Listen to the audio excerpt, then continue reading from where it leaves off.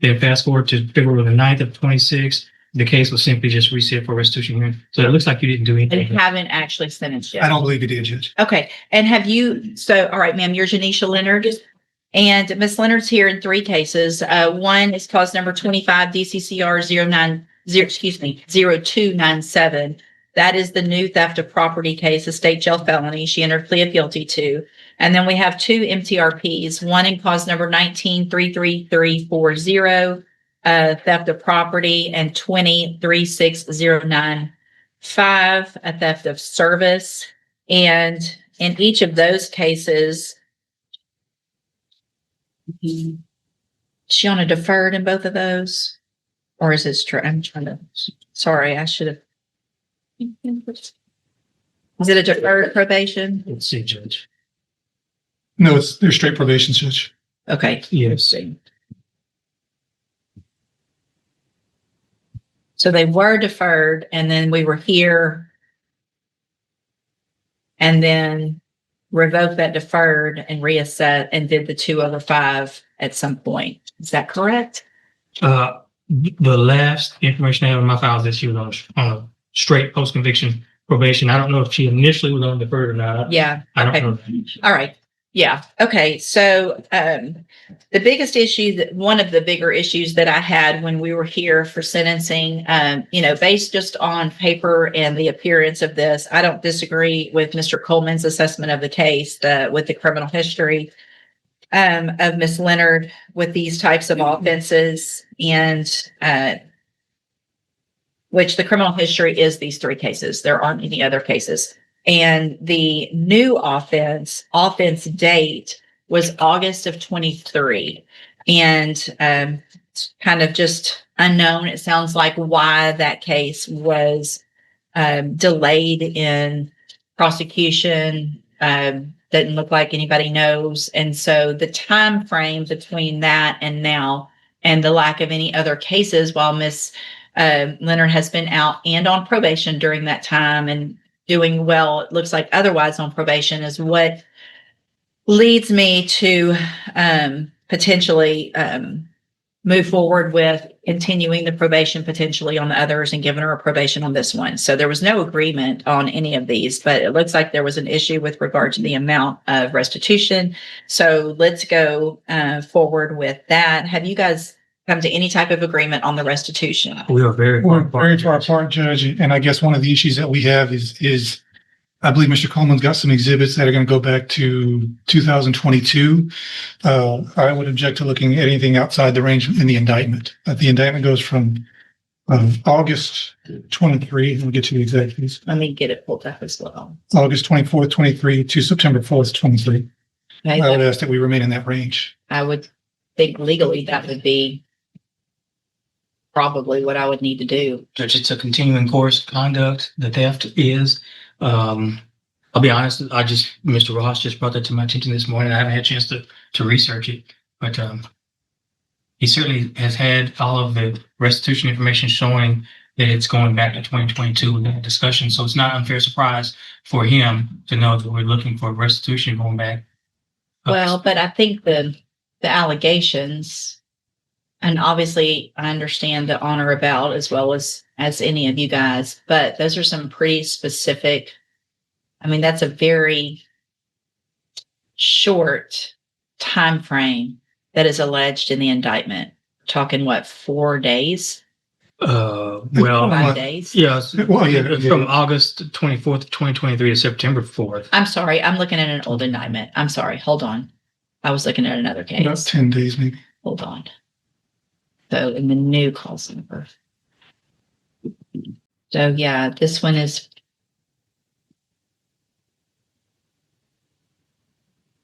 August 24th of 2023 through September 4th of 2023. So less than a couple of weeks, a couple of weeks or so is the allegation. And I don't want to have to keep coming back here. But I think to go back, if it was a few weeks off or a month or 2 off, but if we're talking years of requesting that, then I think that's something that indictment needs to allege. And so we can go forward with that time frame today. I think legally that's where we need to be. She's already pled to it, so I think it's kind of late to amend the indictment. So with regard to the time frame of August 24th through September 4th of 2023, what is the amount between that time frame? Do you guys have that? Or need some time to look at it again to make. And I mean, and the unfortunate, I mean, I want to make sure you guys know how I am. If someone has had something stolen, I want them made whole as much as possible. I just don't think we can go back Sure, Judge. that far legally. So I make sure that the victim understands that as well, that we've got kind of a limited time frame here that we need to move forward on if I'm going to order restitution and probation. Y'all need a minute to do some math. Just a on. quick minute. Just Yeah, y'all go ahead. things. Y'all have a seat based on, I guess, that. See if there's something you guys agree to as far as that time. Just based on an on or about date, and they understand that the court's willing to kind of go back a number of weeks. I've got receipts to go back as far as, I believe, August the 9th of 2023. I don't know that would necessarily be, I think that would be enveloped in the on or about. I mean, I wouldn't disagree with that. so So August 9th, 2023. And then what was the last? the last Is one- that the September 4th date? the last one is, I don't want to misquote. Let's see here. September the 4th is the last day. All right. So you guys figure out what between August 9th and September 4th of 2023 number is and see if there's an agreement on that number. If for some reason there's not, then I can take a look at the receipts that you guys have and then we'll go forward. I'll hold it for a few minutes. Okay, we're back on the record. Cause numbers 25 DCCR 0297, 19 33340, and 20 36095.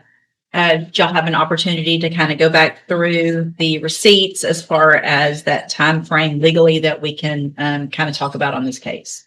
We have Judge. We've Mr. Coleman came up with a number of $2,407. In speaking with Ms. Leonard, her recollection actually is a little bit more than that. She thinks somewhere between $3,000 and $4,000. We had agreed to, or we had offered $3,500. And I think that Ms. Leonard feels comfortable paying back as far as restitution. So if she agrees that it's between $3,500 and $4,000, Between $3,000 and $4,000. 3 and 4, I'm more inclined to go on the higher end of that, just based on the nature of the time frame that we're unable legally to look back on.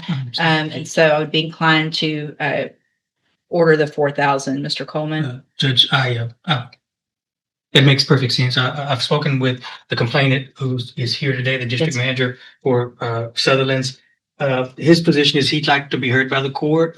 He was thinking that if the defendant was placed on probation, that they'd be getting a lot more in the way of restitution. I explained to him how we arrived at where we are, but he still wants to address the court and quite possibly ask the court to reconsider. If he's not going to get more than what he's getting in the way of restitution, he would want the court to reconsider some type of form of jail time. Okay. And sir, you can come on up.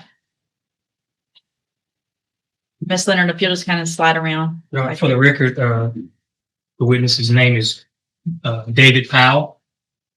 Thank you. Good morning, Mr. Powell. Thank you for being patient with us this morning. It was a big morning here. Mr. Powell, would you please raise your right hand? Yes. Do you swear affirm the testimony you're going to give in this hearing will be the truth, the whole truth, and nothing but the truth?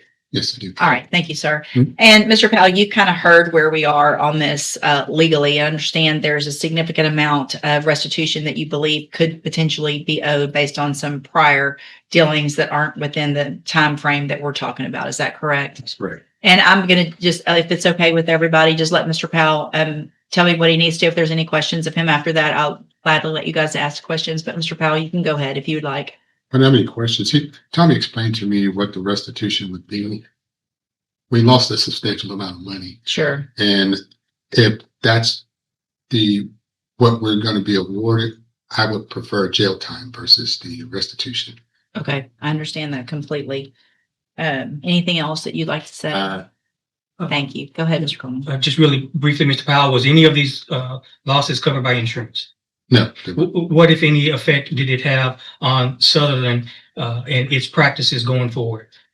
other than the loss of funds, quite a few effects. We had to change the way our IT department had to change the way some of our transactions are rang, and that they can be rang and returned and voided.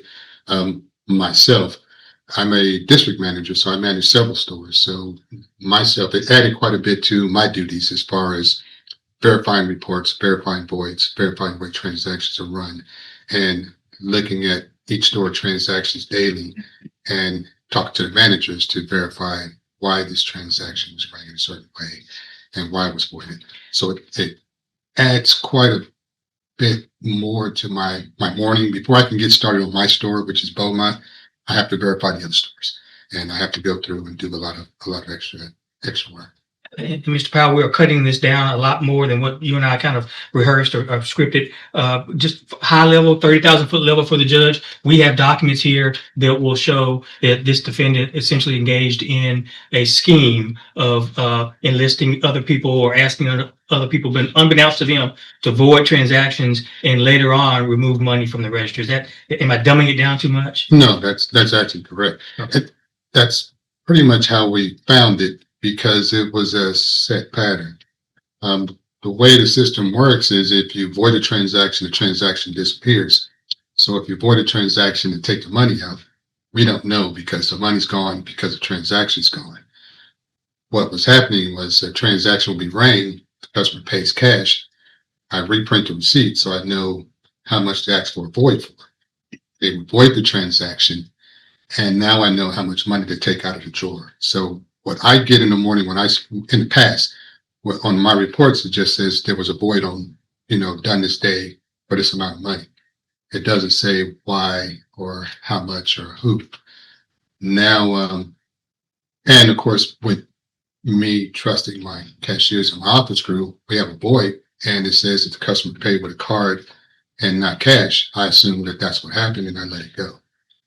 We've got 139 pages of documents, and these documents essentially show 68 voided transactions totaling $31,134.86, going back to July of 2022, correct? Correct. State offer states 2, Judge. I would object to any portion outside the date range in the indictment, Judge, but other than that, I don't have any objection to it. I mean, it's been testified to. I don't think I need those, as I'm going to take it into consideration to the extent that I think appropriate. Obviously, the amount have limited, but the fact that there was potentially more that for some reason wasn't in that indictment, I will take notice of that. That's the witness, Judge. Thank you. Any questions? No questions for Mr. Powell, Judge. I know he's been here at every court date. I want to Yeah. first apologize to him for having to come here and thank him for being here as well. Thank you very much, Mr. Powell. You can have a seat. Give me just a second. I'm going through some stuff.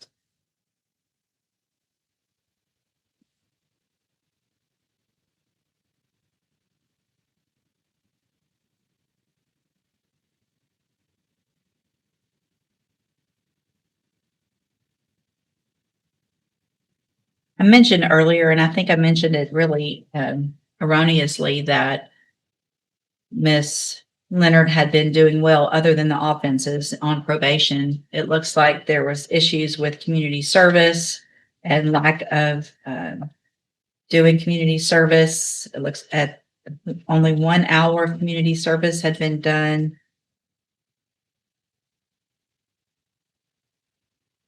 As of March 13th of 2024, 20 hours, October 30th of 2025, after being on probation all this time. So it looks like there was some issue with that. Financial compliance, it says, has been poor.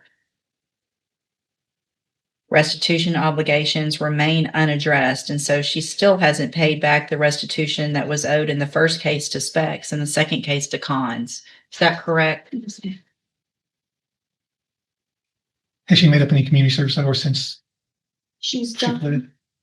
she's done just 31 overall. 31. 31 hours, yes, ma'am.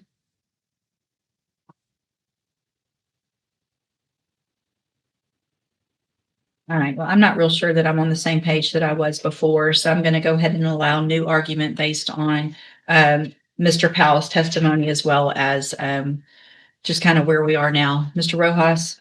Yeah, Judge, we asked the court to keep her on probation on the two previous cases and grant probation in this new case. As the court's already said, there was a delay in filing the new case. She has not been a perfect probationer, but certainly it doesn't appear that she's had any new offenses.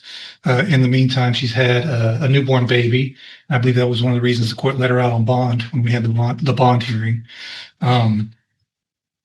Since we've been to court and since these new cases have been filed, it appears that she's been staying out of trouble. She's at least able to do that. And as to the not being able to pay the restitution, Judge, I think she's wearing her uniform today. She's working at McDonald's, not making a whole lot of money. So restitution is going to be tough for her, no matter how much it is. So we ask the court to consider all that and go along with the court's previous leanings and keeping her on probation and giving her this new opportunity in the new probation case. Okay, Mr. I'll be brief, Judge. I think the facts speak for themselves. Judge, I'll just direct the court's attention to page 3 of the PSI, the very first paragraph, where the defendant said, "I let a customer walk out of the store with unpaid merchandise, and he paid me instead." Judge, I don't have the words for how that's so understates the 68 voided transactions over over the course of a year or so, Judge, to the tune of $31,000. A theft from Specs, a theft from Cons, and now a theft from Sutherland's. She's a serial employee theft offender, Judge. And I get the court's tendency and leaning to give people second chances and try to recover restitution, but the state's position is, but it always has been, is that this case merits some form of jail time. Just a second, look at one more thing here.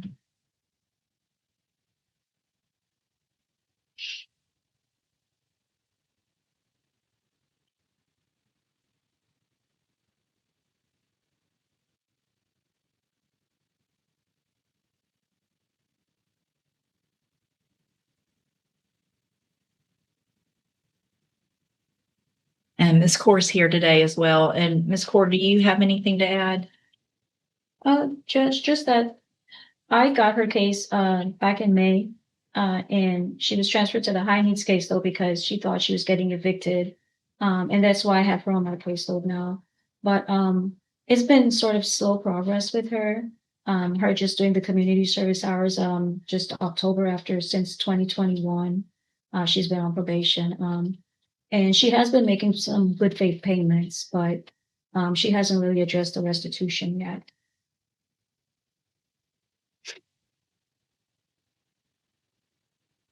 Have the payments been redirected towards restitution first, or are they still going towards the probation fees? They're still going towards the probation fees.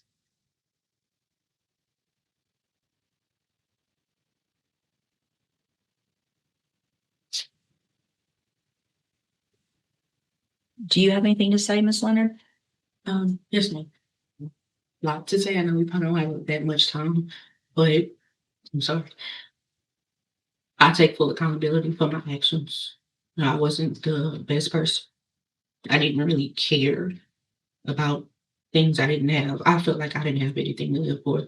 I didn't have nobody, I woke up every day and just went with my day. But I'm a mother now after 3 miscarriages and being told that I'd never be able to. I take care of my child by myself. Her dad's not in her life. The only help I have with her is my mom. And my mom's a single mother for herself. So, like if I'm not at work, my daughter's with me. I do everything by myself. Doctor's visits, cardiologist visits because she has heart murmur, dentist visits. I do everything by myself. I'm not that person anymore. I never believed that I had a reason, but I have a purpose now from what I, believe.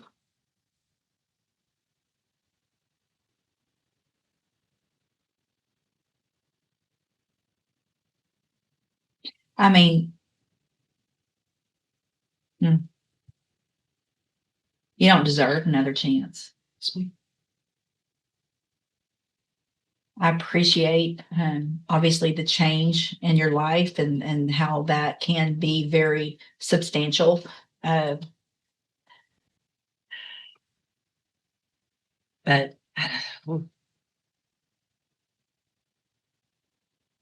I don't understand. And I don't think Mr. Coleman was a part of, obviously, why there was a delay. That still gives me some pause in the case, is for whatever reason, this sat somewhere in intake or at the agency. We're not sure which, why this case was delayed. And really, basically, for that reason, and the fact that there has not been any new allegation since October of 2020. Well, this allegation was from August of 2023. And here we are in March of 2026. And there hasn't been any new allegation. And I just don't understand the length of time. And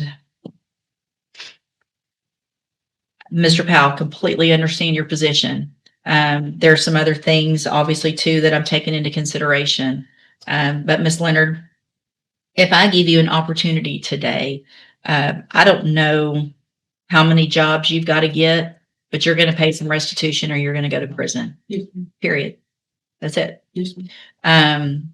I don't anticipate probably that you can pay it all in all of these cases, but you're going to pay some restitution. Yes. You're going to be on probation for a very long time to be able to do that, because I can extend your probations for a very long time. And so if you really have changed your life and want to be there for your daughter, you're going to be given that opportunity, but you're going to do different.